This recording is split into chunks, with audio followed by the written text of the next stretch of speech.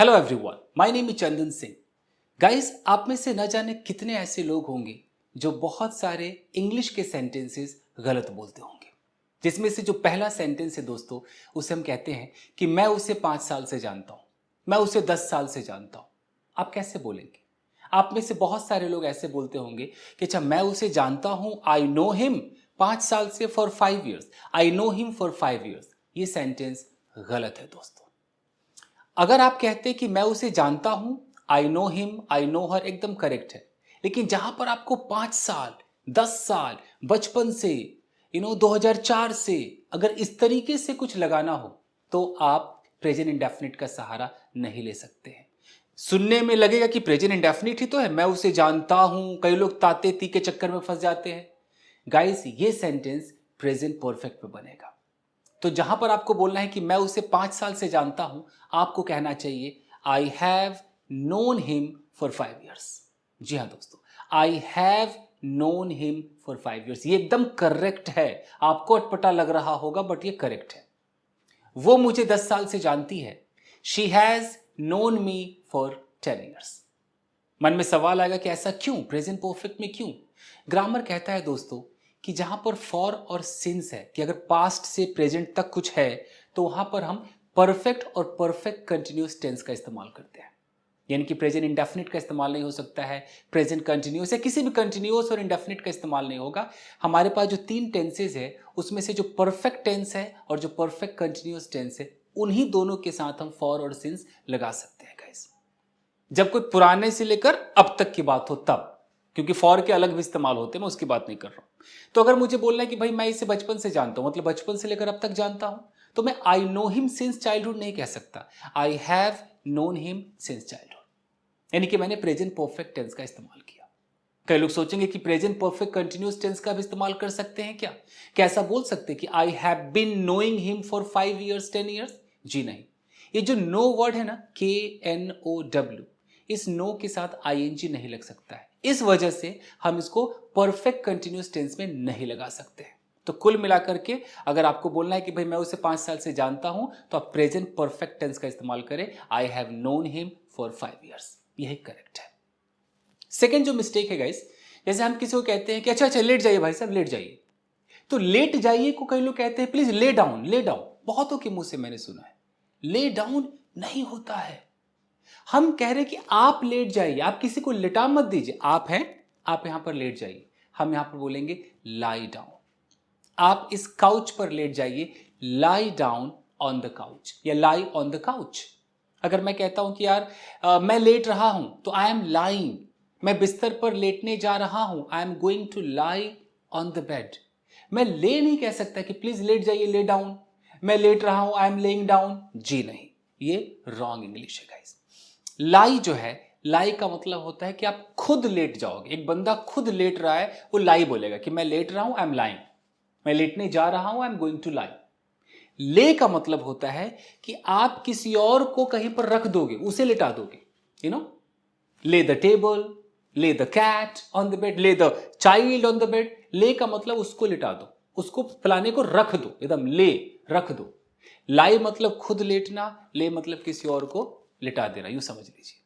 तो आप कभी भी ऐसा ना बोले कि अरे भाई साहब प्लीज लेटिए ना, प्लीज ले डाउन, ऐसा मत बोला कीजिए। क्या बोलेंगे आप? Lie down. अगर आप एक डॉक्टर हैं और आप अपने पेशेंट से कहते हैं कि अच्छा यहां पर लेट जाइए, और आप कहते हैं प्लीज ले डाउन हियर, उसे लगेगा यार ये डॉक्टर है तो अच्छी इंग्लिश बोल रहा होगा। जरूरी नहीं है। तो ले डाउन आप नहीं कह सकते। आपको क्या बोलना होगा वहां पर? Please lie down, lie down.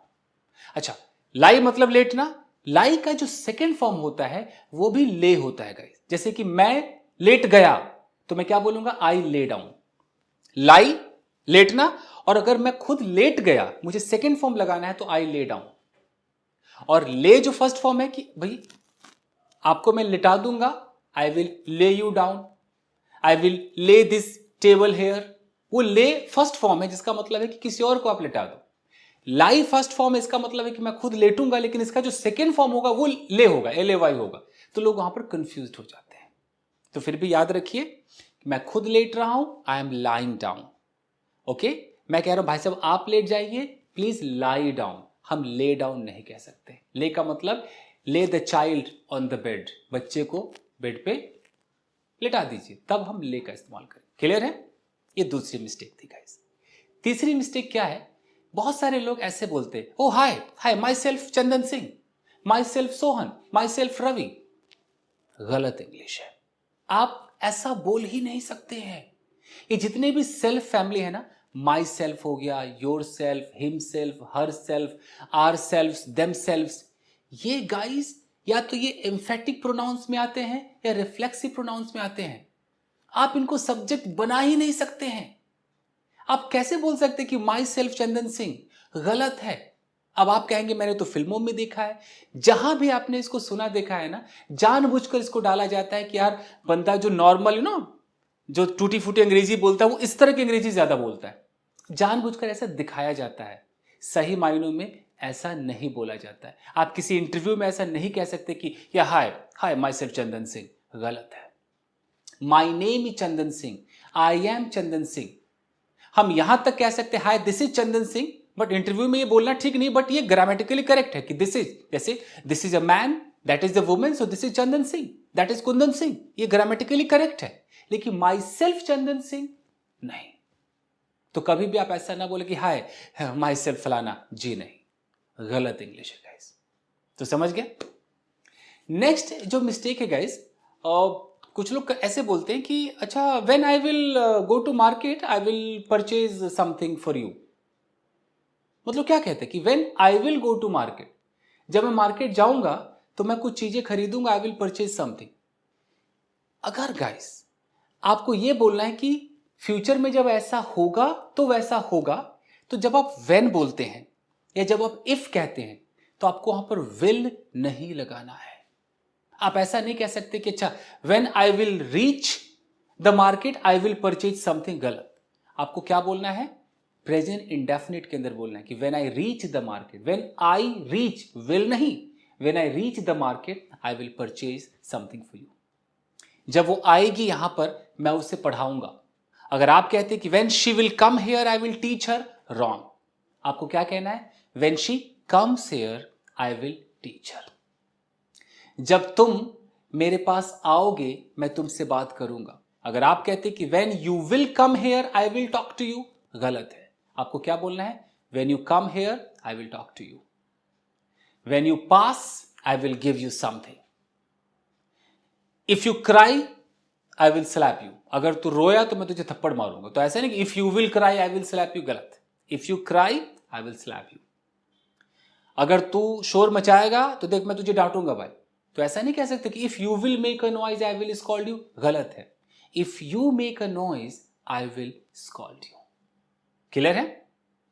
और लास्ट जो है, जैसे आपको ऐसा बोलना है कि यार उस लड़के को ना 2 दिनों से बुखार है। अब यहां पर न जाने कितने लोग हैं जो गलत इंग्लिश बोलते हैं गाइस। उसे 2 दिनों से बुखार है, वो जनरली बोलते हैं he has fever for 2 days, ऐसा बोलते हैं। गलत इंग्लिश है। देखिए, उसे बुखार है, he has a fever. Fever में आप अ लगा सकते हैं। उसे बुखार है, ही हैज अ फीवर। लेकिन उसे 2 दिनों से बुखार है, ये भी आपको प्रेजेंट परफेक्ट में बोलना होगा। आप बोलेंगे he has had a fever for 2 days।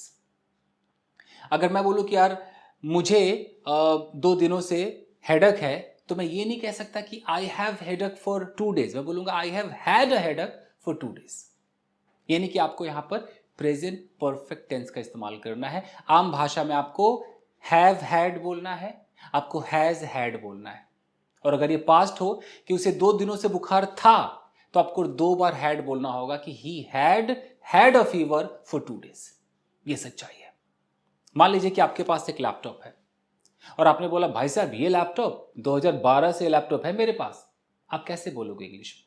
क्या आप ऐसे बोलोगे guys I have this laptop since 2012? जी नहीं, गलत है। आपको क्या बोलना है? I have had this laptop since 2012। आपके पास ये लैपटॉप कब से है? मैं कैसे बोलूंगा इंग्लिश में? How long have you had this laptop? आपके पास एक कार कब से है? How long have you had this car? तो क्लियर है? तो ये थे आपके कुछ कॉमन मिस्टेक्स। अगर ये सीरीज आपको अच्छा लग रहा हो, अगर आप नए हैं मेरे चैनल पर तो अभी के अभी कीजिए सब्सक्राइब और वीडियो को प्लीज लाइक कीजिए।